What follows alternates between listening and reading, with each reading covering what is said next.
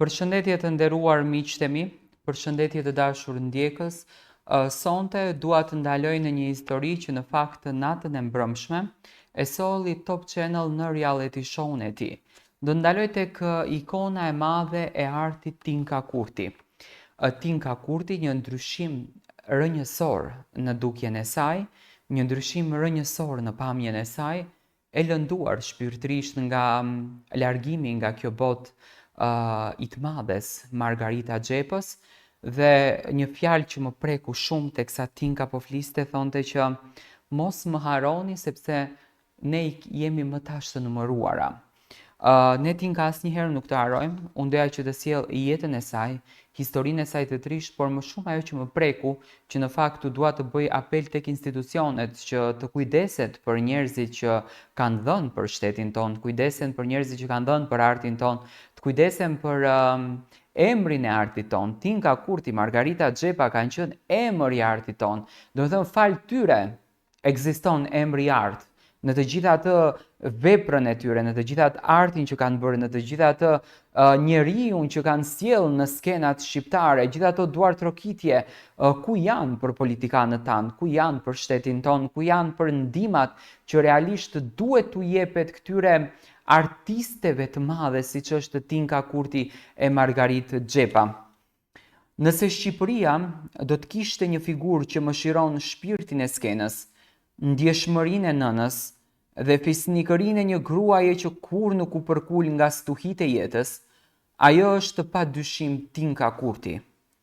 Ajo nuk ishte thjesht një aktore, por një institucion i gjallë i kulturës sonë. Një grua që mbajti mbi supe jo vetëm peshën e roleve që i dhanë jetën, por edhe dhimbjen e një jete që shpesh ka qenë më tragjike se sa vetë drama që ajo interpretonte në teatr. Tinka Kurti lindi më 27 dhjetor të vitit 1932 në Sarajev, në një familje me origjinë shqiptare. Prindërit e saj e sollën në Shqipëri kur ajo ishte ende fëmijë. Që në vitet e para të jetës, jeta nuk qea që but me të. U rit me sakrifica, në një kohë kur vendi po përjetonte trazira dhe ndryshime shumë të mëdha. Por ajo e ndjeu thirrjen për artin që herët. Ishte vetëm 16 vjeç, kur ngjiti për herë të parë skenën, një vajzë me sy të thellë dhe me zë që e mbërthente shpirtin e publikut. E pa përgatitur për madhështinë që do ta priste, por e vendosur për të dhënë gjithçka nga vetja e saj. Në historinë e artit shqiptar, emri i saj është i pashkëputshëm nga skena e teatrit kombëtar dhe kinematografia shqiptare. Me qindra role, me qindra herë është ngjitur në skenë për të bërë publikun të qesh, të qaj dhe të reflektoj. Kush mund të haroj nënën e shumë filmave shqiptar? Apo figurën e gruas stoike, të thjesht, por me dinjitet mbi njerëzor. Tinka Kurti nuk luante, ajo jetonte personazhet. Kështu kanë thënë kolegët e saj ndër vite. Filmat Yjet e neteve të gjata, Toka jon, Kur hidheshin themelet, Zonja nga qyteti dhe dhjetra të tjerë janë gur të çmuar në kurorën e saj artistike. Por edhe pas kamerave, ajo nuk pushoi kur së dhëni shpirt, në prova të gjata, në net pa gjumë dhe emocione që e shteronin, por kur nuk e ndalën. Në vitin 2002, zemra e Tinka Kurtit u përball me një plagë më të madhe në jetën e saj. Humbjen e të birit të vetëm, Zefit. Ai ishte inxhinier i urtë, i dashur dhe kuptimi i çdo dite të saj. Vdekja e tij e la Tinkën pa zë për një kohë të gjatë, jo si aktore, por si nën. Kur më vdiq djali, mendova se më iku gjysma e shpirtit. Të gjitha duartrokitjet nuk më mjaftuan më për të mbushur boshllëkun e tij. Nga ajo ditë, ajo filloi pak e nga pak të rudhej në fytyrën e saj. Jo fizikisht, por në nheshtje. Edhe pse u kthye sërish në skenë, ajo nuk ishte më ajo vajza që kërkonte të prekte qiellin. Ishte një grua që tani kishte zbritur në tokë dhe mësonte të jetonte me plagën që nuk shërohej kurrë. Natën e djeshme, e vetme në një dhomë të qetë të një shtëpie për të moshuar në Tiranë, Tinka Kurti tha një fjalë që theu zemrat e të gjithë shqiptarëve. Nga dhimbjet e jetës përfundova në azil. Në fillim mendova se do të iki me njëherë nga këtu, por Zoti më rrethoi me njerëz të mrekullueshëm.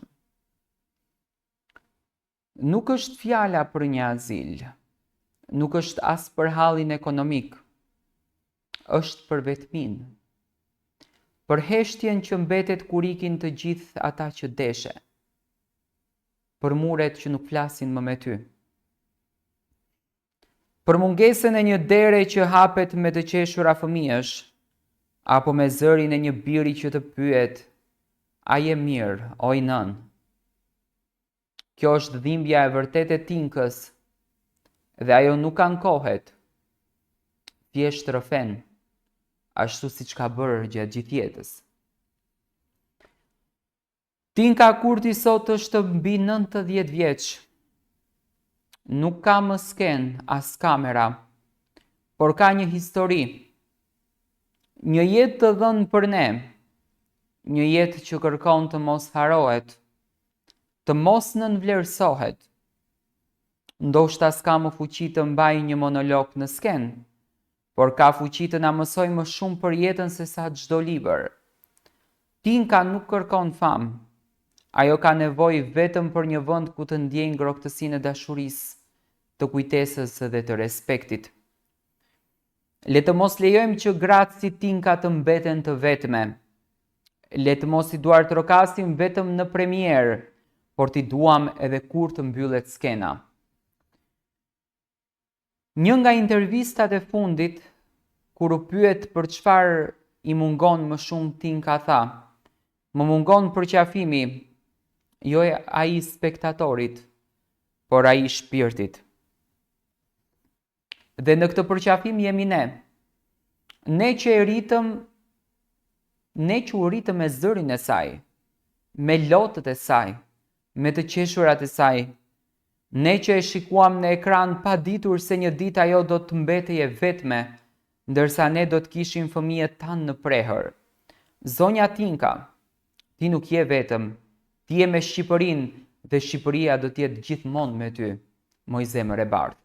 Unë do të them kështu dhe shpresoj që ajo mini video, e cila ishte në surprizë të një nga banorit të Big Brother, uroj që të jetë një mesazh i fuqishëm për të gjithë politikën shqiptare që mos i çojnë në hares, ashtu siç kanë bërë gjithmonë aktorët, të cilët kanë dhënë shumë jetën e tyre për atë vend, të cilët kanë luajtur nga rolet më të rëndësishme dhe kanë rritur breza e breza.